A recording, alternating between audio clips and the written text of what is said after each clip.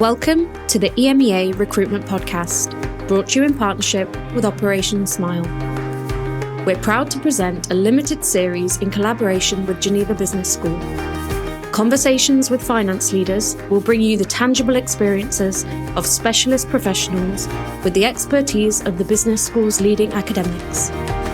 This episode was initially recorded during a live event at the Geneva campus, which may cause some background noise and variations in sound quality. Hi, I'm John Bauer, Director in EMEA Recruitment Switzerland office.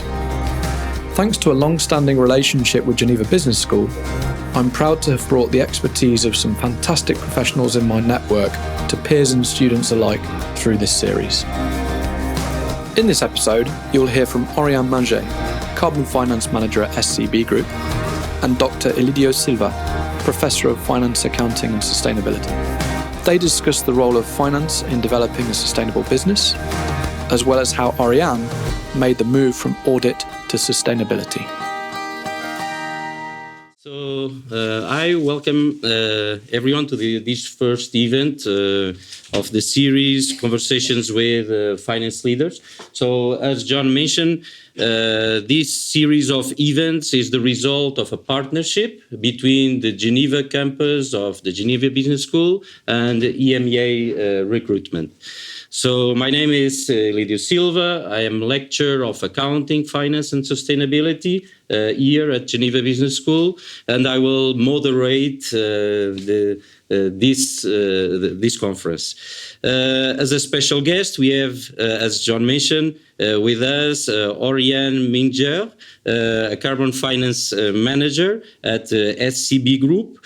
And today's event, as John mentioned, will be titled The Role of Finance in Developing Sustainable Business Strategies. So we will talk about different topics, such as exactly the importance of finance in order to integrate sustainability into business practice. We will mention the latest sustainability regulations that affect nowadays some companies. We will discuss effective measures to reduce companies' carbon footprinting, as well bringing the professional side, so talking a little about how to conciliate the finance area with sustainability area from a profession point of view, and maybe give some tips about how to create high-impact teams in order to address sustainability challenges. The conference will be structured in two main parts. So during the first part, it will be a kind of conversation between Oriane and I, in which we will precisely discuss the topics that I mentioned before. And then in the second part, I will open the conversation to the audience on campus and online through the Q&A session. Okay? So as I mentioned before, Oriane, you work at the SCB Group as a carbon finance manager, and maybe a good starting point for our conversation is to explain to us what is, after all, the SCB Group and what's your role in the company. Great. Well, thank you very much for the question, and thanks for having me. I'm very pleased to be able to speak about SCB, but also sustainability in general. So SCB Group is a B Corp. We are headquartered in Lyon, in Switzerland, and we have global offices in Chicago, Puerto Rico, Singapore, and London. We've organized all of our activities around one mission, which is to build and promote a low-carbon future. So it started all 17 years ago as a brokerage company when we were looking into commodities with low carbon impact, such as biofuels at the time, and we're bringing liquidity to the market. It evolved throughout time, and then we started having principal carbon activities where we finance projects that will help reduce or remove emissions elsewhere. And then we also were rewarded with the Energy Risk Environmental Products Award last year for that. And then we started the advisory practice where we help companies calculate their GHG emission, find ways to decarbonize, set targets, handle reporting, and all kinds of ESG topics or sustainability that might be in need of support. I work on that side, so I work on the advisory type. So I basically really have these conversations day to day with our clients. And I also do that internally for SCB, where I'm part of the sustainability committee. And we basically raise this question around how do we continue to be a B Corp? How do we manage our ISO certification? How do we calculate our emissions? What do we do to advance this internally, but as well externally for clients? And we bring this conversation inside and outside. Mm-hmm. Okay, it's interesting that you mentioned that in your role as a carbon finance manager at SCB, you support clients with their sustainability strategies. And I believe you deal directly with many CFOs. After all, a big part of the audience here today. And I really think they have a very important role in terms of sustainability as drivers of sustainability, because they have their specific organization network, they have an in-depth knowledge about the data, the process, the reports. I would say the CFOs, they have the required toolkit in order to align ESG issues with the profitability goals of a company. So I remember, for example, some time ago, I read an article that was published by Deloitte. The title was exactly the CFO as driver of sustainability. And they were defending that the CFO should have an expanded role as strategists, as catalysts, as stewards and operators in order to promote sustainability. So as they can promote sustainability as catalysts, for example, by using new frameworks such as the triple bottom line or the triple depreciation line, and also by including non-financial KPIs, so sustainability-related KPIs, alongside with financial KPIs in the company's performance system. Also, as strategists, they can promote sustainability because they have a very important role in the definition of the corporate strategy of the company, and also they have an important relationship with the stakeholders of the company. They also can be stewards because they can promote sustainability, making sure that all the information that is provided to external stakeholders, it's compliant, it's reliable, it's accurate, and also the company's risk management system includes sustainability risks. So this is also important. And finally, as operators, the CFOs can promote sustainability by using new sources of information, new flows of data, in order to enhance the quality of non-financial information. One of the most important aspects of corporate sustainability strategy is to define how our company will achieve net zero emissions. I believe that for a company that is starting its journey to achieve net zero, the path will not be easy, will be full of uncertainties. So based on your professional experience at SCB, what recommendations can you provide to companies that are starting now the journey of sustainability? Yeah, that's a great question. So at SCB, we work with various organizations. It can be in multiple geographies. As I said, we're involved pretty much worldwide, but it also involves various types of industries. So we can talk to airlines, we can talk to small SMEs in Switzerland, we talk with finance companies as well. And what we see by regrouping all of that is they really struggle to know where to begin or how to prioritize actions. So one of the steps that I would say, if you want to put in place net zero goals, but reductions goals in general, you should start with doing GHG accounting. And GHG accounting, if we follow GHG protocol as a methodology, is structured in 3 scopes. The scope 1 is going to be all emissions that come from the use of fuel, of gas, AC, whatever is controlled within your company. So it will be your offices, if you have vehicles you own or operate, that will be the first one. Scope 2, we'll look at electricity. Electricity consumed with your electric vehicles, your office, you name it. And basically by looking at these 2 scopes to start with, you're going to make a clear picture of what you can control and then put actions more easily, because this will be related to what you have or operate. And then you can look into scope 3. So scope 3 will look into through the whole value chain of your company, going from supplier, business travel, employee commuting, investments, but also the use of products, if you actually supply products typically, and what this will consume. This is a little bit more difficult because it requires data, and that's where the second challenge comes in.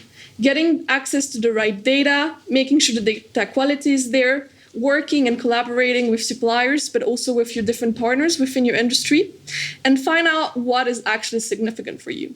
Because you might, I don't know, if you're a service company, maybe investment will be significant if you invest in other companies when you're in finance. Maybe you will have business travel because you're having salespeople that have to travel to conferences. Maybe not. If you produce a product, then might be the use of your product if it requires electricity typically. So it's about finding this way. And when we have all of that, what I really strongly recommend is to work with partner because it's very broad. So typically at SCB, what we do is we go through these discussions with our clients, we educate them, but we also help them find what is actually needed right now, what is going to present a risk in the near future. So you should address it because you might risk financial consequences or higher cost afterwards. And what you can basically put in the agenda for next year, for in 5 years, when it will make more sense for you to address that, because you might have limited budget as well. So it's bringing all that together, and we help our clients doing that. Mm-hmm. And once you have done all this, then you can go further as well with looking at putting goals in place, emission reduction plans, and then also offset your hard-to-abate emissions. Okay. Good. It's curious that you mentioned that, some emissions are harder to reduce, I would say, to measure, beginning, scope 3 emissions mostly. And I believe in their journey to achieve net zero. So many companies will face some difficulties. So based on your professional experience, what are the most frequent difficulties identified by the companies the SCB Group works with, and how these companies can overcome these difficulties? Yeah, so I would recap by saying where to begin, how to prioritize, what is the data access that you have, what you can achieve right now, and then work with your CFOs, work with your accounting team, because that's going to be a great source of data, especially if you have ERP system typically. So work together, bringing the right people at the table, and then having a good quality. So this is a journey. You're not going to make it all the first year, but just think in the long term, what should you prioritize? With whom should you work? Who should be at that meeting or on the table? And then seek support because, again, whatever you don't know now is probably going to be a higher risk in your future. So structure this journey, work with companies like SCB, where we basically help you provide guidance. We know these issues. We know how to work with that. We've helped clients before, so we will be able to guide you so you don't lose time. Okay, good. It's curious because in your answer to my first question, when you described your role in the SCB Group, SCB Group supports clients with different services, so greenhouse gas emissions accounting, decarbonization roadmaps, energy procurement, target setting, sustainability reporting. But SCB also manages a portfolio of high-quality carbon credits. So maybe you can tell us what carbon credits are, after all, and which type of carbon credits exist. Sure, with pleasure. So carbon credits came with the Kyoto Protocol in 1997. And basically what a carbon credit is a verified emission reduction. So it will take 1 ton of CO2 equivalent that will be either avoided, reduced, or removed from the atmosphere. So we can categorize these carbon credits into multiple sections. The 2 main ones will be avoidance. As I said, they are avoided to be emitted through different aspects, can be typically nature-based project that will avoid deforestation, maybe, or forestry management. It can as well be through renewable electricity, where you will have wind, hydro plants, typically. It can also be through community-based projects, and I'm going to come back to that because at SCB we are very close to that. And then in terms of removal, so that would be 1 ton of CO2 that is removed from the atmosphere. Could be through nature-based solution as well, like afforestation, but can also be through technologies like direct air capture, typically would be one. So at SCB, we've typically provided the seed and ongoing funding for multiple projects in developing and least developed countries that are really around community-based projects, typically, with that in heart. So one example, so you can have an idea of how it works, would be a community project we have in Nepal, where we have installed safe water filters next to the schools. And how is that going to remove CO2, you're going to ask me? Well, in Nepal, if you've been to rural Nepal, basically how they do that is they have fires where they will heat the water to try to kill some of the bacteria and the germs. And they will have to deforest for that by cutting trees. And then they will try to use this water. Unfortunately, it doesn't make it safe. And it's one of the countries with a very high infant mortality rate as well. And on top of that, they deforest, so they kill as well some biodiversity and biomass there. So by putting these filters next to school, the kids, which are usually going to get the water anyway, will get to the school, get the water that is safe to drink, bring it back home. And at this way, they will actually have a higher incentive to attend the school. So it's a project that will help reduce emissions and avoid these emissions to be emitted, but will also change mentalities because it will show to the parent that there is an emphasis going to school. You're going there anyway, so you can actually be there and attend the school. And that is an education part as well. So these are typically projects that are, in our terms, high quality and high integrity because they will not only target the climate action as an SDG, but will also target items such basically education, but also free up time for different communities as well, because they won't have to cut as much wood and have time for addressing other work. Yeah. Sustainability is all about that. It's not only environmental issues, it's also social issues, isn't it? Besides governance issues. Absolutely. Yeah, thanks for the explanation of the definition of carbon credits and the types of carbon credits. Now a question is how the SCB Groups identifies the carbon credits that then will provide to the clients. So what is your methodology after all? Sure. So we have a process in place at SCB where we conduct due diligence on the projects. We also only work with established reputable registries like Gold Standard, for instance. That would be one. Why do we work with these registries? So they also publish public information on the projects. The projects are planned, are monitored, validated, verified, and certified by professionals who are highly trained. The project will get basically audited by third parties, which are independent. Every monitoring report, validation report will be published and accessible. And through these registries, every project can be tracked. But we also track the emission reductions. They are time specific, and they will have unique serial numbers that you can track. So when they get emitted, you can find back what is the monitoring report that will be linked to that, who has been validated that, what was the time when they did site visits typically, and we trace all that. So we have integrity, trusted, and qualitative projects as well. Okay, thanks, Oriane, for your explanation. Yeah, it seems that the SCB Group uses a rigorous, objective, and data-based selection process for carbon credit. Because, in fact, I think one of the main issues related to carbon credits is the reliability. And of course, I'm not only talking about the carbon credits that are used by SCB Group. I'm talking about carbon credits overall. So one question that may arise is if there are standards that can be used, can be followed by carbon credit creators, and if there is some entity, some institution that monitors the compliance of these standards. Sure. So we work with project developers that we trust as well. And for some of the projects that we financed from the very beginning in multiple locations like Rwanda, Sierra Leone, Gambia, Nepal, India, or Bangladesh, we've been also on site and we've visited ourselves the projects. These projects are registered according to international methodologies that have been reviewed by peers, something quite linked, I think, to academia as well. In that sense, the projects are all audited and verified by third parties. And as I mentioned, each emission reduction is linked to a specific period in time. And this period for the project, there has been monitoring and verification by a third party. And then it's issued by this registry, and we can track everything openly and publicly. So we work with methodologies that we trust. And there is a process in place where they will go through all these steps as said, and once the carbon credit has been used or supported by a company, they will be retired as well publicly, and all this information can be found and traced. Okay, thank you.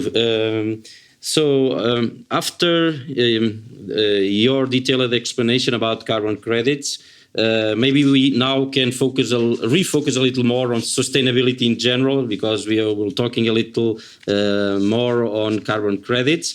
And furthermore, once we are in the facilities of a business school, and a part of the audience is also students, so I wanted to highlight as well the great potential of sustainability-related professions, at least in the near future. I really think it's a matter of time for companies to embrace sustainability. So companies will need to provide training to their current collaborators, will need to hire new collaborators with sustainability-related skills. The directly related to finance and mostly due to the increase of sustainability-related regulations that nowadays are affecting an increasing number of organizations. There is also an increasing number of professionals with sustainability-related competencies, and this gives rise to new jobs. For example, nowadays we have ESG controllers, not only the usual traditional controllers, and even top managers, including CFOs. They need to have sustainability-related skills for these jobs. However, I did a small research. I researched on the Global Green Skills Report from 2023 that was published by LinkedIn. And across all industries, 1 in 8 workers has sustainability or green skills, sustainability-related skills. However, in finance, only 1 in 15 finance workers has green skills. So I really think that finance is still a little behind the other industries, mostly industries like energy or even mining, agriculture, manufacturing. So there's still room for improvement in the finance industry. On the other hand, if we focus on the fastest growing skills, for example, in the European Union, measured by year-over-year growth in skill ads that were posted by LinkedIn members. For example, the most important green skills were exactly climate action, and with a big percentage of increase, with 152%, and sustainability education as well, so with 140%, carbon emission with 131% and carbon accounting with 130%. So these are really required skills in the finance industry as well. So after having made this small reference to the importance of sustainability-related professions, I will finish this first part of our conversation and open the second part dedicated to the Q&A session, but still related to this context, so the increasing importance of sustainability-related professions. I want to ask you, Oriane, the last question. So, as a person that has a sustainability-related background, so based on your professional and personal experience, which kind of advice you would give to someone that wants to follow a sustainability-related profession and mostly focus on finance? Good question. So for the background, I started my career in finance, where I worked for 7 years. I had experience in audits with Big Fours. I had experience in accounting and finance, basically. So I came from that world, and then I made that transition to sustainability out of interest, but out of needs as well, as you said.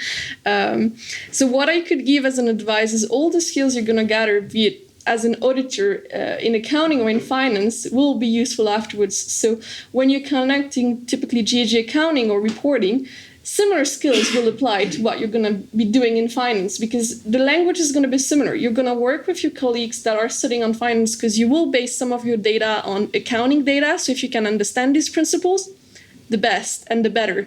When I was talking typically as well about GAG accounting, and just one example, when you talk about scope 3, category 2 capital goods, you're going to look into your fixed assets. And there you can identify how certain methodology will have differences if you pick one or another, and how this is going to impact your GAG accounting, but potentially as well your finance, because they're both linked, because you're going to as well maybe procure carbon credits afterwards. For these hard-to-abate emissions, and that's going to have an impact on how you calculate your emissions as well, and what's going to be the price you're going to pay afterwards. When we talk about reporting, and if you want to disclose as well financially, you will work more and more with your colleagues from finance as well, because we're talking CSRD, but you could look into IFRS and their standard S1 and S2 on sustainability. What they do is they bridge financial and sustainability or non-financial disclosures together.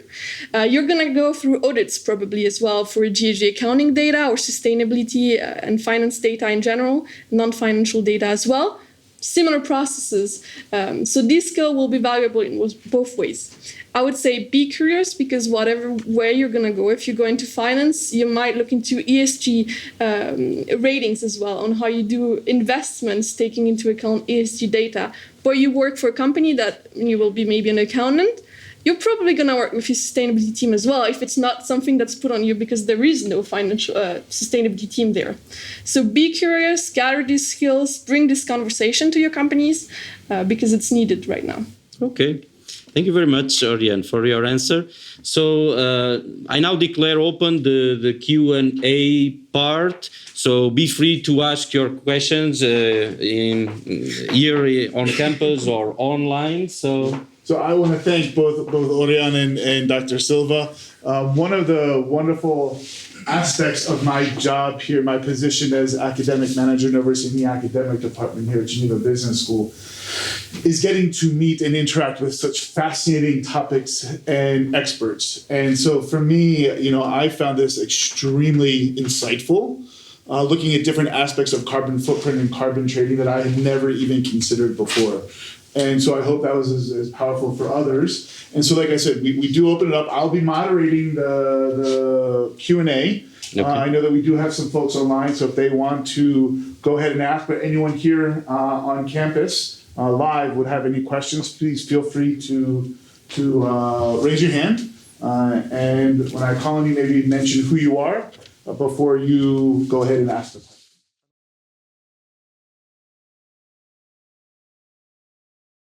I think the question is coming up at SCB with our customers, but also internally in pretty much every conversation, be it to tell us we're not ready, we're not there yet, or we don't have the resources and capabilities yet, or to start with, if you're a service company, I don't know who you're working for or so on, often they will start with targeting business travel and employee commuting. And once that's running, we're going to put in place maybe some data collection and look into purchasing goods and services, capital goods as well. And it will start this way and including more and more categories. I would say every single conversation right now. In terms of shares, almost all of our customers will include at least one category of Scope 3.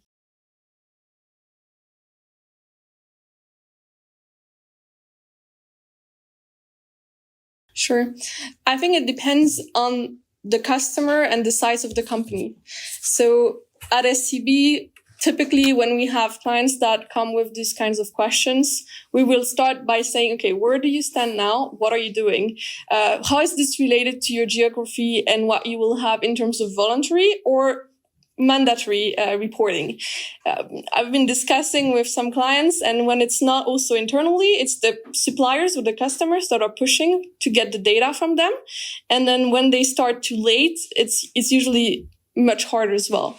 So in terms of bottom line, you should look at the costs of doing it now and starting to have a process in place, because maybe in 2-3 years, you will have to report for CSRD typically, or give the data to one of your clients because you're a supplier in that process. You might need to get assurance for it. So better get ready now and basically spend these years to improve your data quality as well. But you're also going to look into revenue. So we do know that a company that will be able to disclose what they're doing for sustainability, be prepared, maybe join a community if you're advanced as well, like B Corp communities, where it will be able to also attract customers that are like-minded. So I would say consider both. Yeah, maybe in order to complement your answer, Oriane, I really think that the best way to convince CFOs is starting with financial aspects. So, of course, not focusing on the short term, but if we focus in the long term, sustainability will pay off. And this will then be seen in our bottom line. So will pay off through a potential increase of sales with a reduction of costs. Also the employees, we can retain employees that are aware about sustainability. We can attract good employees that will produce more. So in the long terms, there are several payoffs to invest in sustainability. And I really think that the best way to convince financial people is providing financial arguments. And I really think that sustainability, of course, always in a long-term perspective, pays off. Yeah. And just putting in place typically energy efficient measures. So to give you an example, working with a coffee company that was having some kind of machine, 30% of the energy consumption was coming from the times that they were not in the shop, but this machine was still left on. The 30% is basically how much you pay as electricity costs that you could save. Yeah. So very quickly you can find as well ways of saving money for the measures you put in place.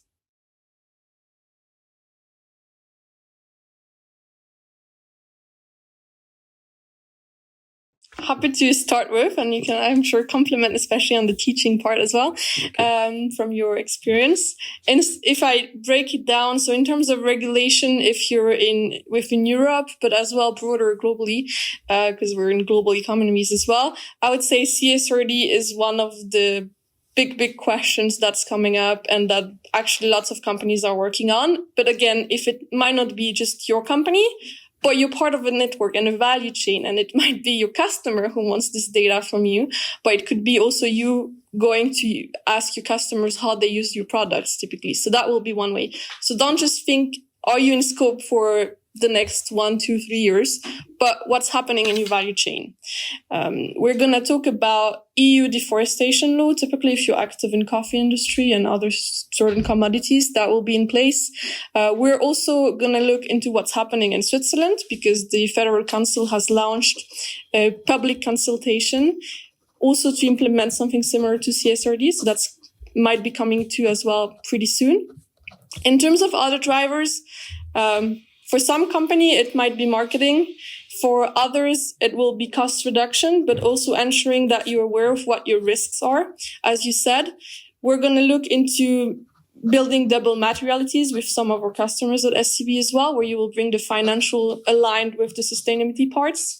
You might be in regions where you have climate risks or where your supply chain is going to be affected, and maybe your product might not be available or might not be able to be there in the structure you need it in 1 or 2 years because there is a threat happening as well. So it's bringing all of that system thinking and keeping it in mind, because it's not just you. You're not an aisle. You're working with partners.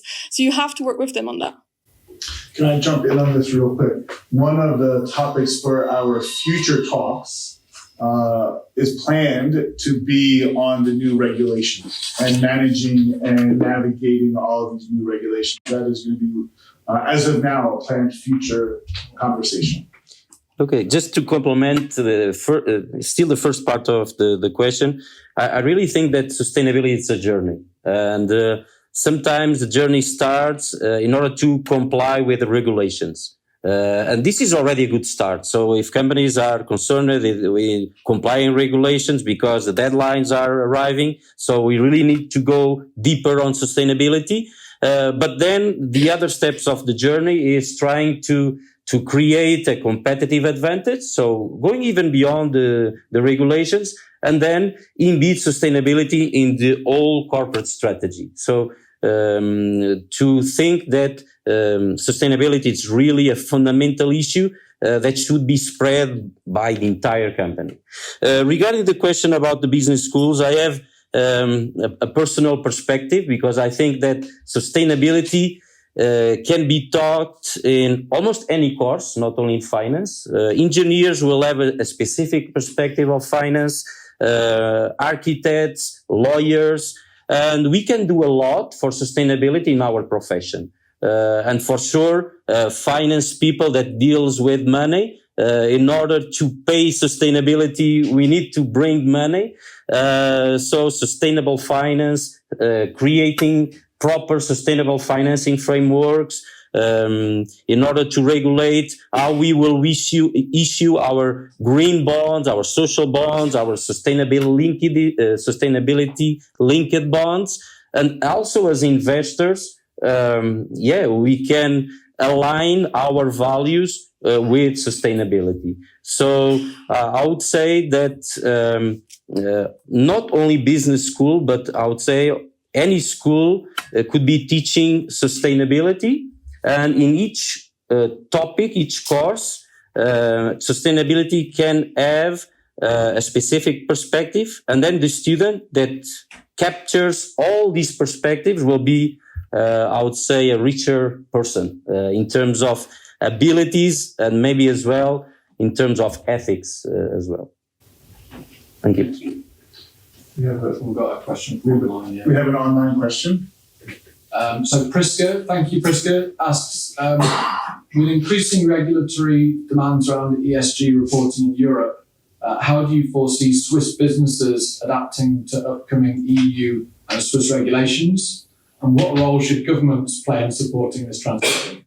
I think that's an excellent question, because we've worked with the Federal Office of the Environment previously on the subvention that they used to provide to companies. So that subvention, which with SCB we got for some of our clients, was involving building a decarbonization roadmap. So we're calculating all the emissions being scope 1, scope 2, scope 3, setting goals every 5 years up to 2050 with this idea of net zero, and as well as putting in place reduction measures. And when presenting reduction measures, we're taking into account what the measure will bring in terms of CO2 savings, which risk it might help also reduce, which opportunities we see, because risks and opportunities are linked. And we should not forget that side as well, I think. But also, what is it going to cost you? But how much cost savings you can have with that. So that's one aspect that they have been taking on that. Unfortunately, the subvention has been running out of money, but we continue to do this work and we continue to talk with our clients. And SCB will be present typically at the Swiss Impact Forum in November, where we're going to present as well a new tool that we will be launching there on how to support better our clients. And by bringing that, we're also building an ecosystem of company within Switzerland that can basically source products from each other if they already care about sustainability and they've been also doing progress on what is the carbon content of their products or their services. But they will also find partners that will be on this journey together. So I think it's really time to act, and we shouldn't be scared of challenges, but rather embrace them and find opportunities in that. I think the state is coming by putting in place and aligning with the EU, because the pressure has been coming from there as well. But I think it's time to get together and do something about it.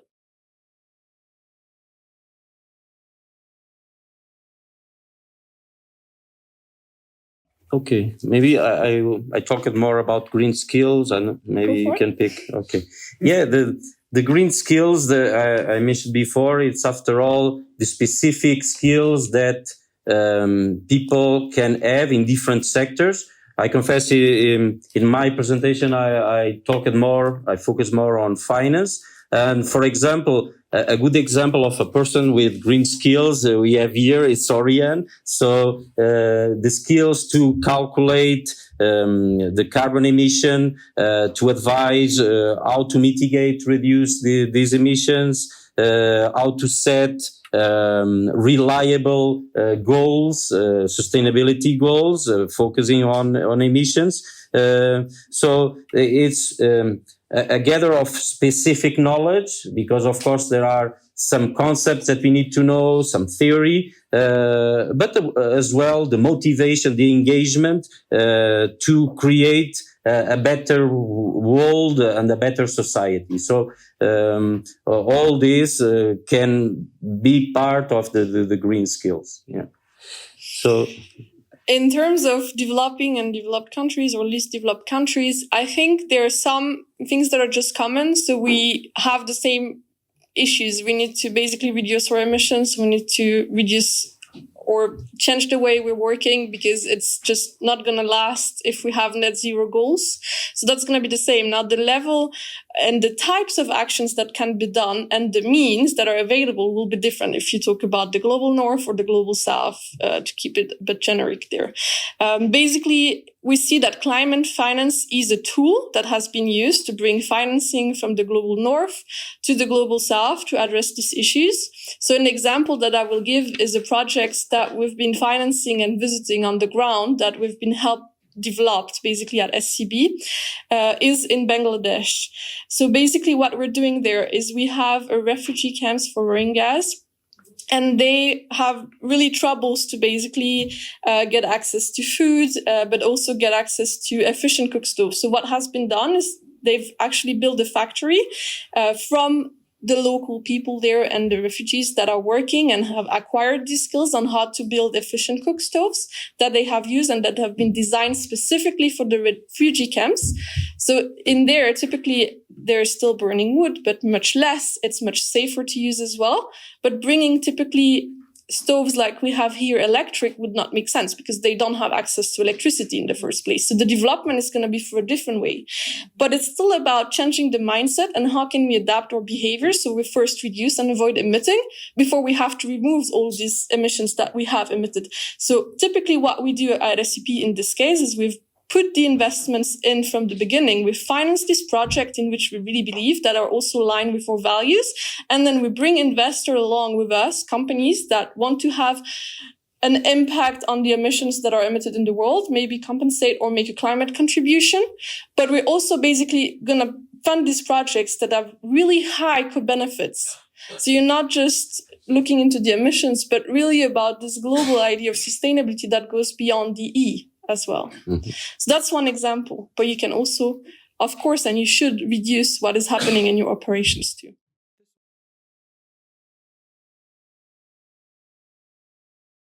Sure. So I think there are ways to distinguish what is going to be your priority and where your emissions are going to be from. the biggest categories, where obviously we're going to look typically with our client as SCB, looking who maybe are your suppliers.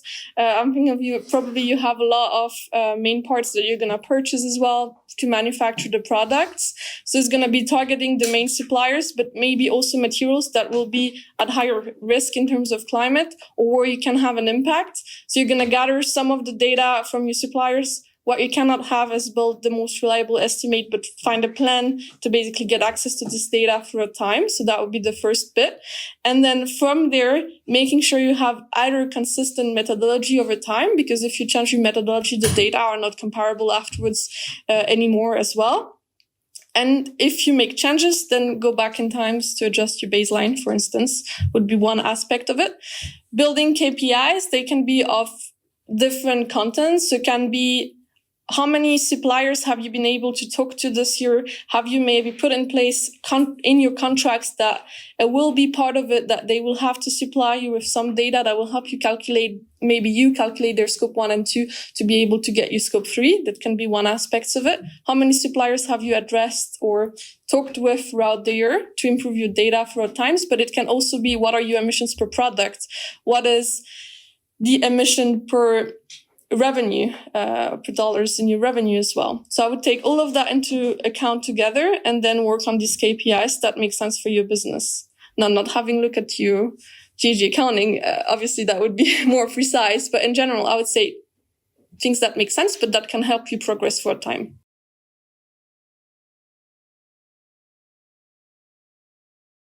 You're coming from the shipping industry, you've said? Yeah.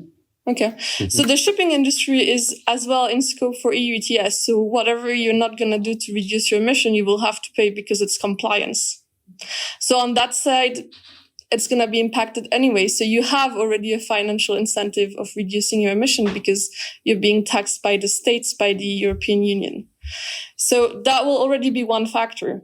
And then in terms of voluntary, it's your choice to fund projects that goes beyond just your value chain. But again, EU ETS touches many different industries already, and it might increase throughout time. So we're all facing the same issues.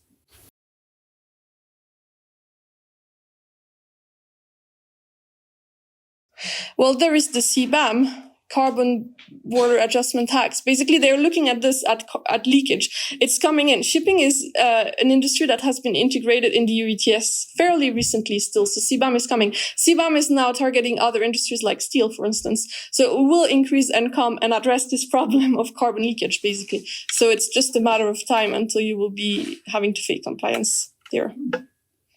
And then maybe the reputational aspect as well.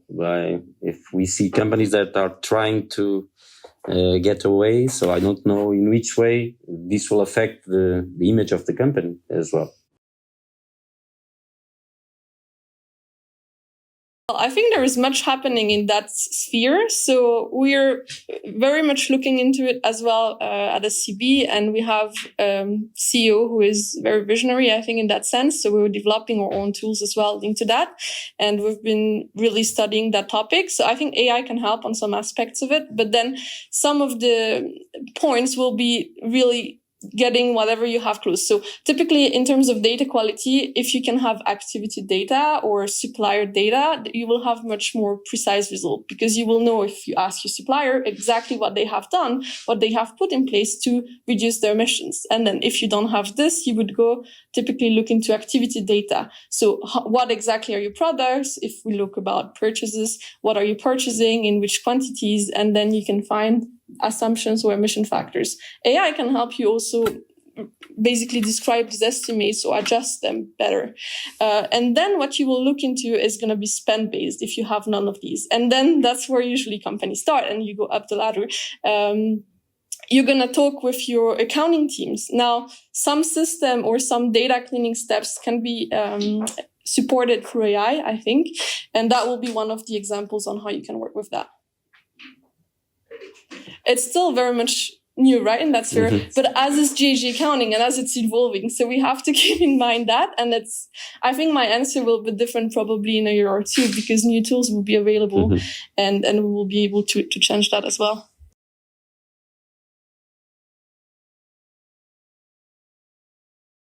I would take a broader perspective because we talk about carbon, but when I mention carbon, I actually usually prefer to talk about GHGs already to include 7 GHGs if we follow GHG protocol, but we should look into broader. I mean, it's a system, right? So carbon is often one of the most accessible point to start with. And then if we look into the planetary boundaries, we're going to talk about ocean acidification. You said metal and mining, but that will also affect the quality of the soils going forward and biodiversity. So this topic are just getting more and more complex as you go through. Now, if this makes sense for your business, I think it's worth going through it. And then through, for instance, what we have done at SCB with our clients is materiality analysis. You will be able to spot these aspects where you should go into more details. But system thinking, it's broad. We should consider that too. Yeah, and even it's a work that is evolving. For example, we had before the task force for climate-related financial disclosures, and more recently we have the task force for nature-related financial disclosures. So it's a work that is being done.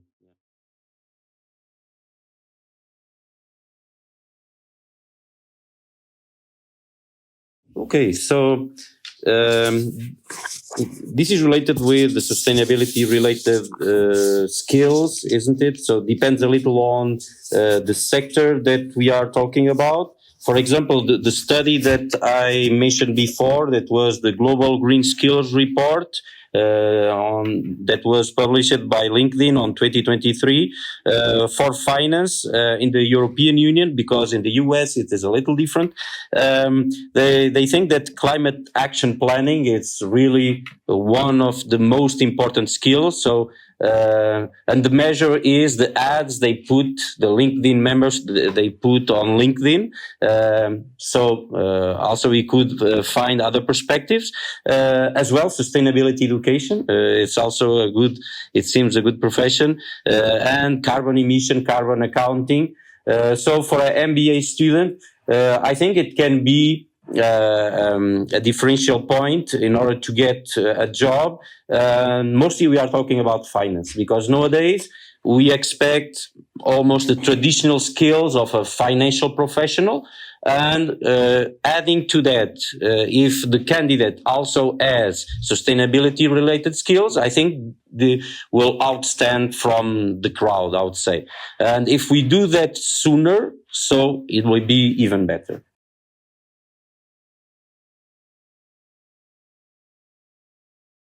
So if you talk about carbon emissions, well, you can calculate your emissions and then compare them year on year. You can do that in absolute terms. So how many tons have you emitted this year?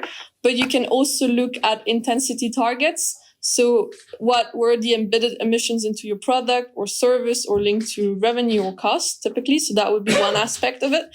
And then if we talk about sustainability, it's such a broad aspect that you can report on many aspects. Typically at SCB, we also report on our diversity and inclusion policies that we have in place to make sure that we include and bring in women and men into the profession as well. But you can also report on equal pay. You can report on aspects on how you're going to be able to achieve some targets on biodiversity. You can report on governance, what you have put in place maybe to also publicly disclose, and what are the processes you've put in place and safeguards that you're actually going to be able to act and report on these KPIs that you have put in place. One aspect with a B Corp certifications, for instance, is that you need to have your legal status adjusted to put in place basically they have a certain text around sustainability. So that will be one aspect that will safeguard, and that should be something you can keep in mind. What have you put in place in your company? Maybe a sustainability committee. We have done that at SCB. It works well, and we have access to our board directly to put in place measures, but also report and get their support. So that will be also how many times we will meet. For instance, could be a KPI. What actions have we been able to put forward? So I think this should really depend from one company to the next. You can get support from companies like SCB typically on what is going to be material, what you should look at, and what it makes sense to have as goals in the short, mid, or long term as well. So one generic answer wouldn't work well. I think it really depends on case by case. reasons. Yeah, and we also need to be careful then to choose the baseline. So this can influence a little the results. So, Of but course. I think really depends on each context. Yeah. All right, well, I know that we do have some additional questions. However, in respecting time and knowing that many of us have life we need to go to outside of ESG, we do have an apéro sitting ready for us. And I think it'd be great to have a little conversation, one-on-one or amongst our colleagues out in the lounge area. So I want to thank Ilidio and Oriane for a wonderful, wonderful, in-depth, insightful conversation. Thanks to all of the participants and those who asked questions. And so thank you very much. We look forward to seeing you at future events. I want to thank John and Amin especially as well for his support, and Tamika online, and for all those who help support this. But we look forward to seeing you again in the future. And also, I think we should thank David as well. So Thank you very much. thank you very much.